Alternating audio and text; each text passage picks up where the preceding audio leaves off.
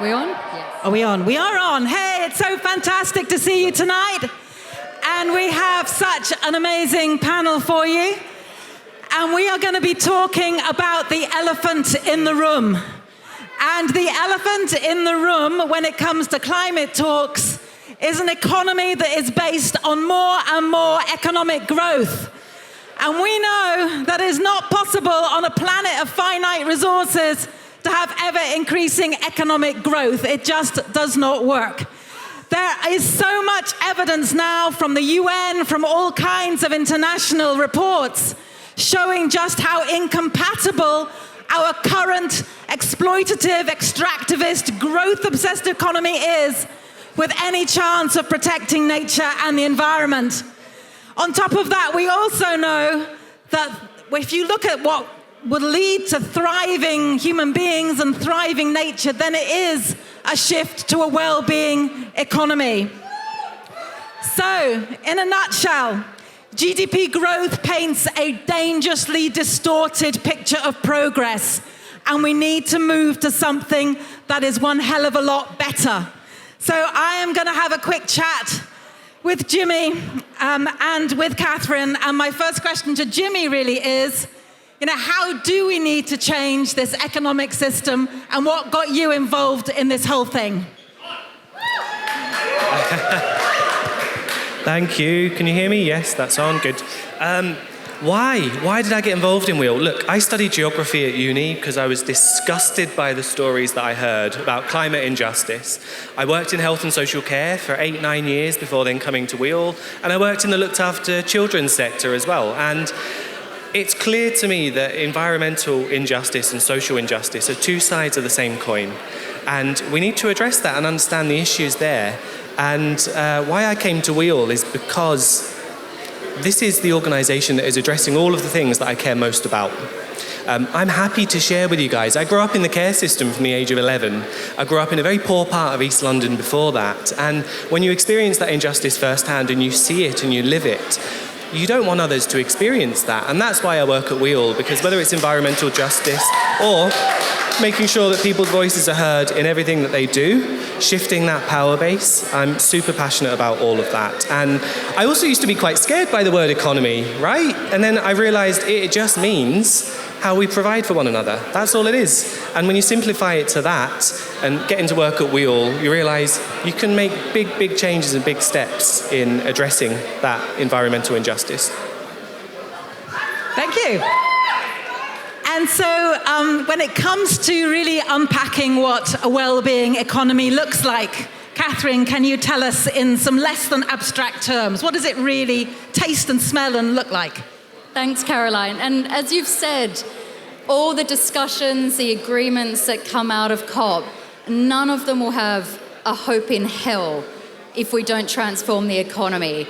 All these pledges of action really risk being the new thoughts and prayers, just meaningless statement if we don't get our heads around economic system change of the extent that's needed.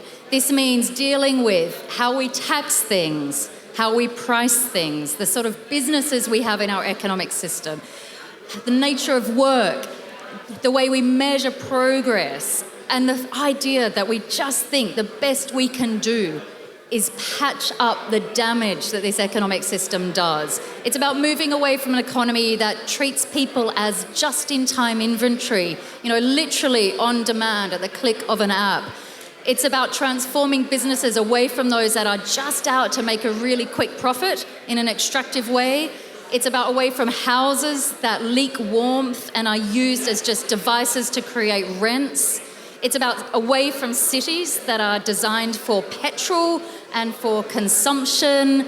And it's about telling us that our imaginations can be better than dealing with the damage of this current system. And so instead of that, a well-being economy is about one that puts people and planet at the very heart.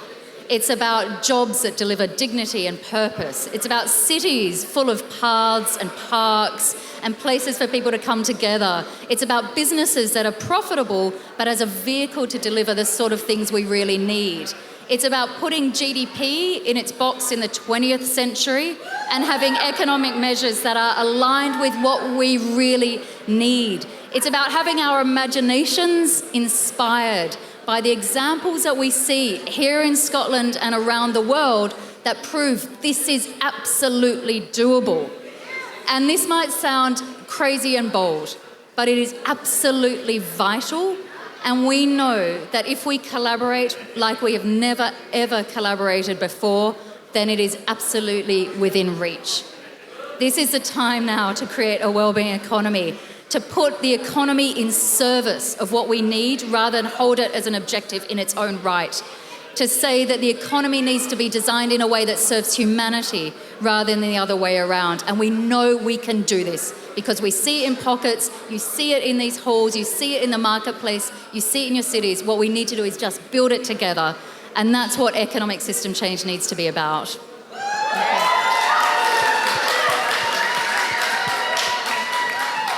And I really love that emphasis on imagination, because it feels so often that our imaginations are pretty polluted by all of the advertising out there, persuading us, in the wonderful words of Professor Tim Jackson, to spend money we don't have on things we don't need, to make impressions that don't last on people we don't even care very much about.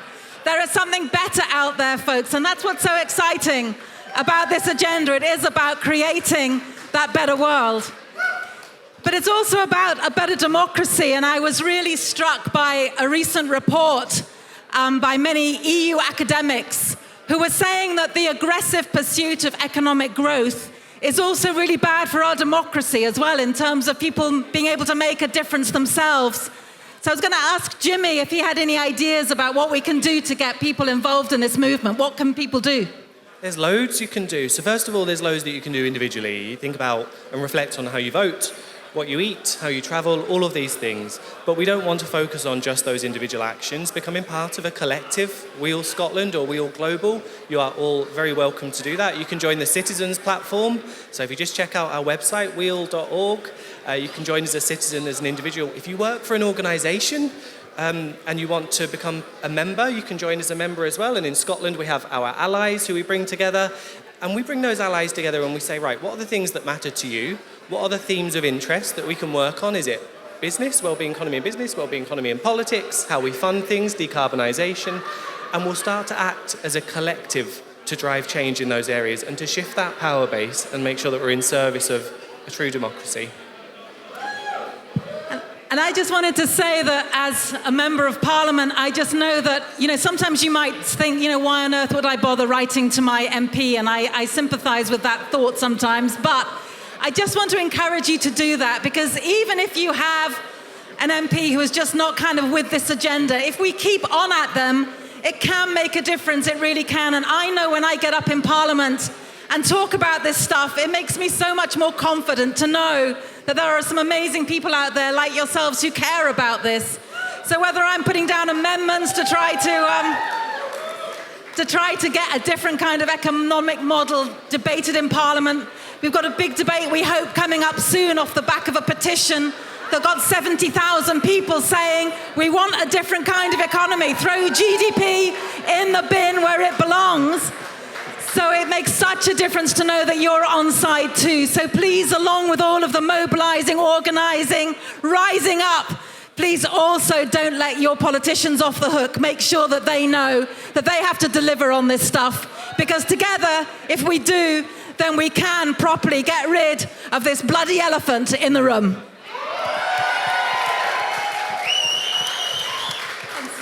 In addition to all that you've heard, I'd say the most important thing you can do is have conversations with your taxi driver, with your hairdresser, with your auntie, because so often this is the forbidden question.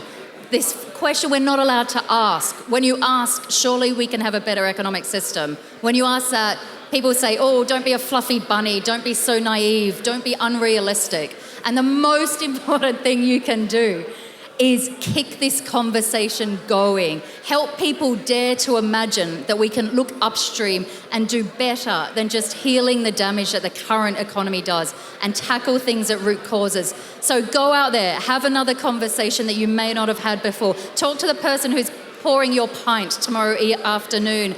Talk to the person who cuts your hair next week and think about, yes, we can design the economy differently. And there's proof that it is possible all over the world. So until we get kicked off stage, which maybe is now. Are we being kicked off? What? We've got to finish. Okay, we've got to go. Let's keep talking. Are we got 10 more minutes? Let's keep going then. Right. We'll keep going. Keep going. Yeah, on that point, so Catherine was saying, the naysayers, those that say, what can an alternative system look like? Don't be such a fluffy bunny. The reality is we continue down the path we're on. That is an unrealistic future for us, for our children and their children. So, what's truly unrealistic? And we need to inspire that hope. So keep having those conversations. Keep doing what you can. Keep challenging. Join movements. Sign petitions. Everything. All of that and more.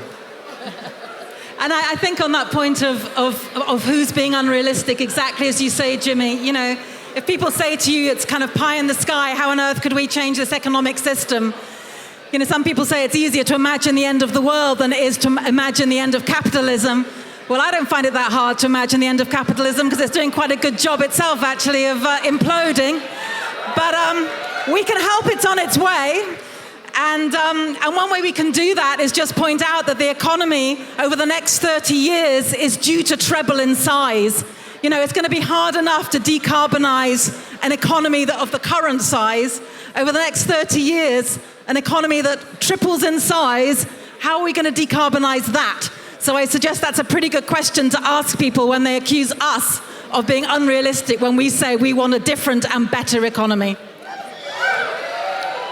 Caroline, I wanted to ask you, what is it your constituents are saying to you about this? What matters to people when you're speaking to them on the doorsteps or they're coming to you in the office? I think what's really exciting is that I think people really do now get that GDP, gross domestic product, is just such a blunt instrument.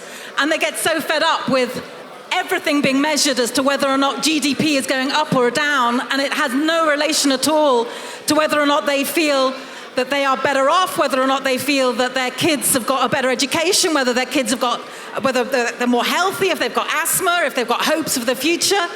And I do really think that people recognize that we've got this kind of system that's based from a different century and just isn't measuring what matters.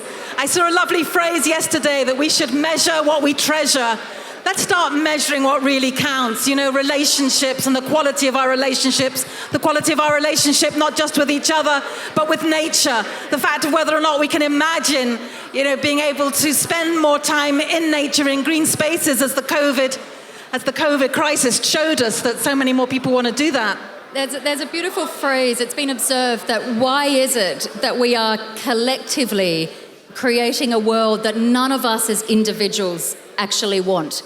And the answer to that question is it because of how we've designed our economic systems. None of us want a future and a world of inequality, of food banks, of in-work poverty, of rainforests being destroyed, of climate change, of our young kids not having hope for their future. No one wants that sort of world. And yet that's what our political systems and our economic systems are generating. And until we have a conversation about that we have to nail the way the economy is designed, we're not going to have a hope in building that sort of economic future that we all deserve, that our colleagues deserve, that our cousins around the world deserve, and our kids deserve. And so this is a conversation that can feel remote, it can feel geeky, but WEAll has got loads of resources, lots of things online for you to engage with questions around the economy, lots of tools to help you have that conversation around what a different economic system looks like. So just know that you are so welcome to be part of this conversation. You are all part of the movement by the fact that you're here now. You're all part of the family trying to create a wellbeing economy. And thanks for all you do. My gosh, I haven't seen this guy for 10 years? Daniel, hello. Caroline. He's over from Brazil. Say hi to Daniel, everyone.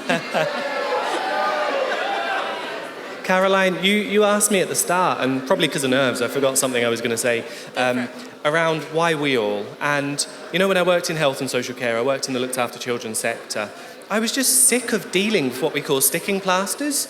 And it's the economy that says, we can't invest upstream empathetically into families, into addressing the root causes of poverty. And so families, over time, poverty begins to look like parental neglect. I worked in an eating disorders unit, so I managed this unit in a hospital, and the worst thing I've had to do professionally was to sign off the purchase of a restraint chair for patients with an eating disorder, because they've had such a horrible journey in life and been failed time after time after time by systems. They get to a point of acute need where actually I'm having to sign off and buy something which is a sticking plaster to keep them alive, to keep them safe. And I suppose that's why, another reason why I made the transition to WEAll, because we're not dealing in those sticking plasters, we're dealing in a caring way, in a relational way, in an upstream way, where we can actually address the root causes of issues, and we know that that is the economy and what we measure and what we decide is important. Brilliant.